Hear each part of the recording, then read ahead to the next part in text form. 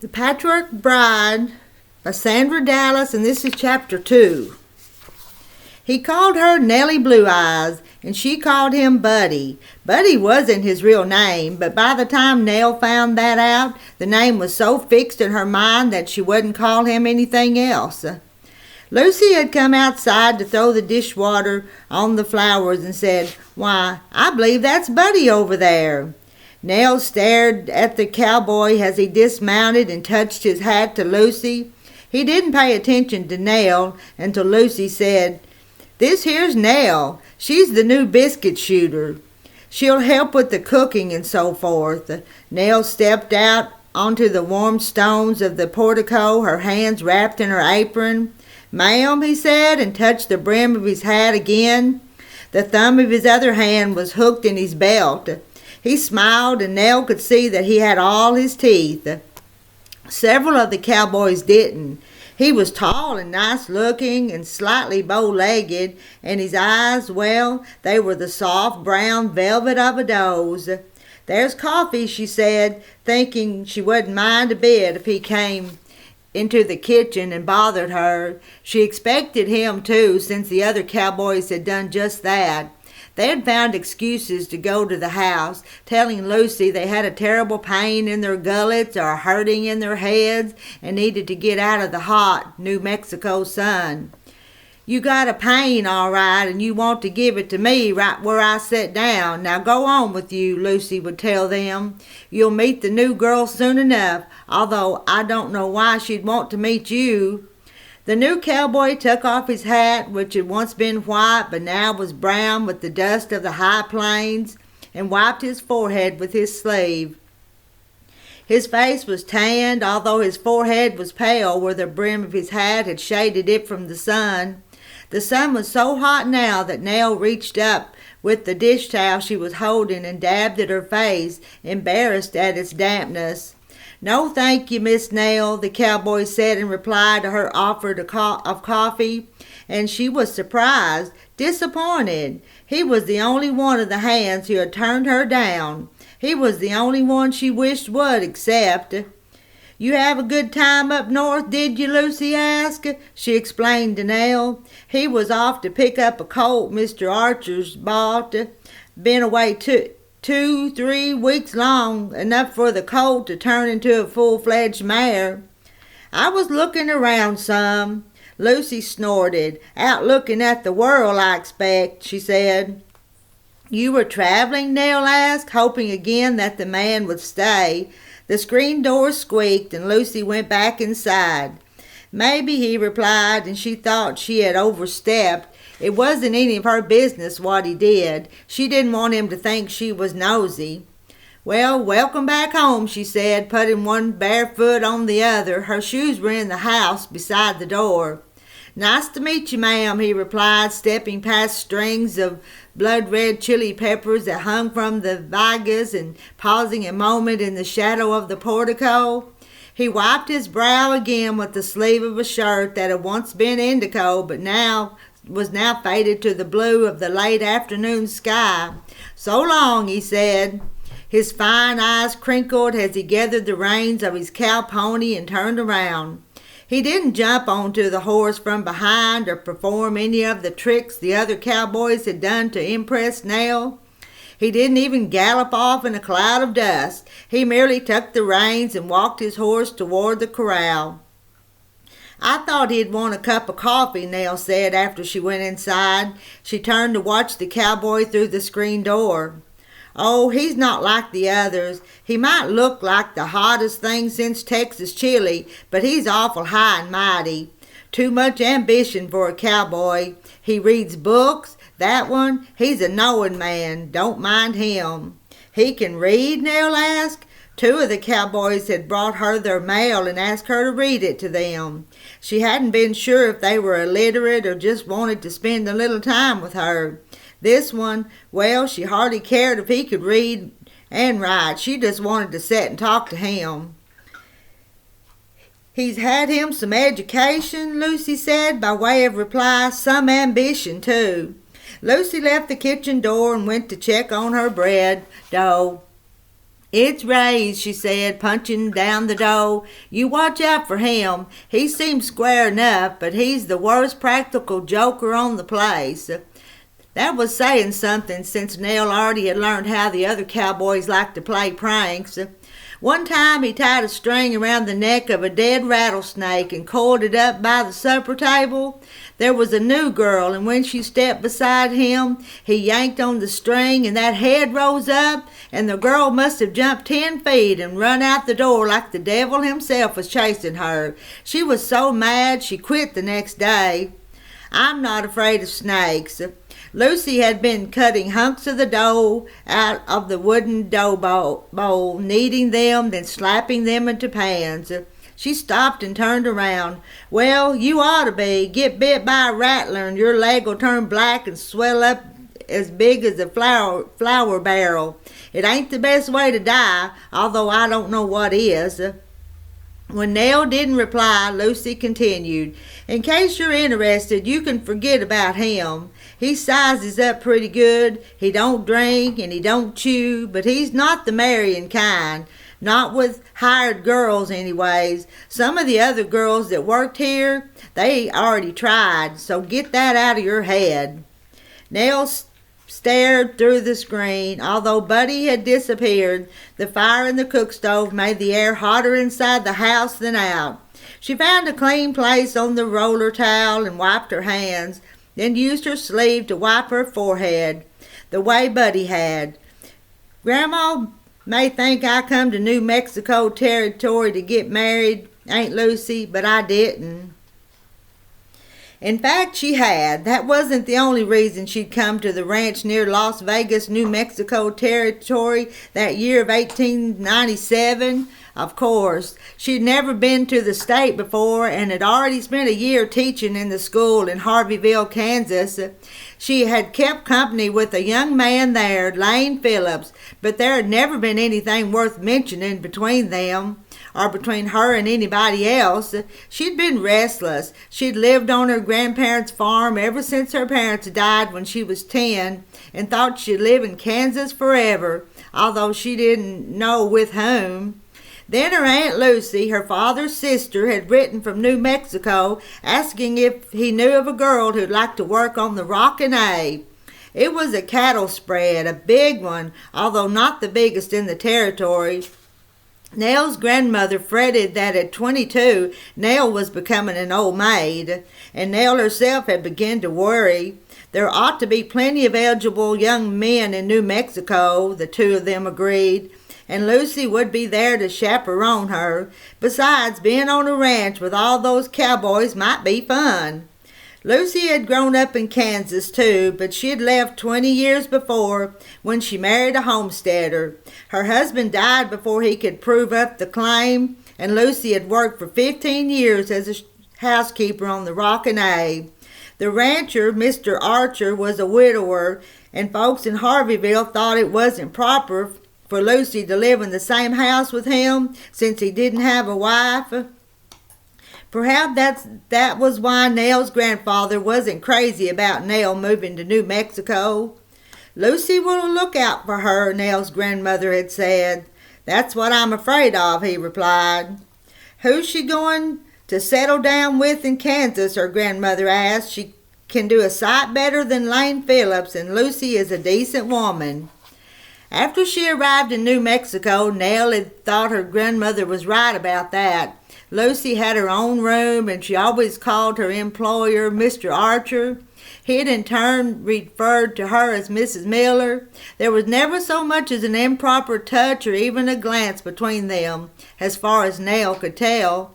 Then one day, Nell saw the dog hide a bone under Mr. Archer's bed, and when she pulled it out to toss it into the yard, she discovered her aunt's slippers were under there too. Lucy had come into the room behind her and was aware Nell had seen the house shoes. "Nights get awful cold in the winter," was all Lucy said, although it was then summer and as hot outside as the cook stove. Nell should have been shocked, but in fact she was glad for her aunt. She understood why Lucy didn't want to be alone, and she understood why the woman loved the cracked earth of the high plains with its rocky soil and sparse vegetation. It hadn't taken Nell long to love it, too. Maybe a week, 2 at the most. The dry heat wasn't oppressive like the Kansas humidity. Nell liked looking east with nothing to block the view. She could almost see the earth curve and west to the mountains that turned blue in the late afternoon. The big ranch house made of mud bricks with jigsaw trim, painted turquoise, kept out the summer heat, except in the kitchen when the wood-burning cook stove was fired up. The tile floors in the house were so cool that she and Lucy went about barefoot, their shoes beside the back door in case they had to go out. She loved the clouds that sent shadows a mile long across the prairie, but best of all were the sunrises and sunsets that spread from horizon to horizon with savage streaks of violet and crimson and gold. The colors seemed to fill the whole world. Nell came to appreciate the men on the ranch, too, with their economy of words and their dry sense of humor. They were polite, sometimes overly polite, but they didn't patronize her. New Mexico territory was still too raw to pamper ranch women. Females were not indulged, but respected. The men expected everyone to work hard to do their part, and the women did without stinting. Out here, it's a woman's job not to complain, Lucy told her. Of course, Nell was new, and the men were still testing her. Just that morning, she'd said she'd take the breakfast scraps to the chickens and reach for her shoes. Lucy had warned her to turn them upside down before she put them on. Nell did just that, and a tiny cactus fell out. "Those dang cowboys," Lucy said. "Best to check your shoes anyway. You never know where a scorpion's going to take a nap." Then Lucy added, "You've been a good sport, Nell. The boys like that. Life ain't easy out here, and the cowboys respect a woman that can take it." It wasn't more than a day or two after she met Buddy that Nell spotted the rattler curled up under the kitchen table next to Buddy's boot. He hadn't said anything more to her than good morning or a mumbled thank you when she set a plate before him. She was disappointed because she'd been drawn to him from the moment she met him. He was the only one of the cowboys who interested her, the only one who seemed a possibility. After a few weeks on the ranch, she had realized cowboys weren't much as marriage material. She'd given up on them and had decided she would view her job as a lark and an adventure before she settled down back in Kansas or someplace more civilized. Maybe Lane Phillips was the best she could do. That was before Buddy came along, however, but he'd barely said more than hello. In fact, he seemed to have made a point of ignoring her.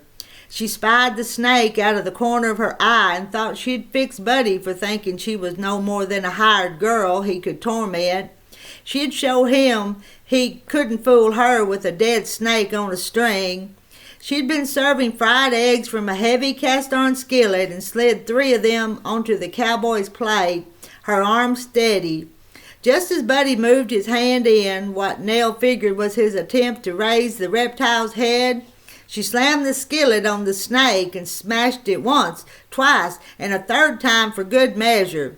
"Got it," she said, with no more emotion than if she had swatted a fly. "Cripes, Miss Nell," Buddy said, jumping up and knocking over his chair. His plate with the eggs crashed to the floor. The other cowboys jumped up, too, and even Mr. Archer said, "Hell, woman, you sure put him out of business."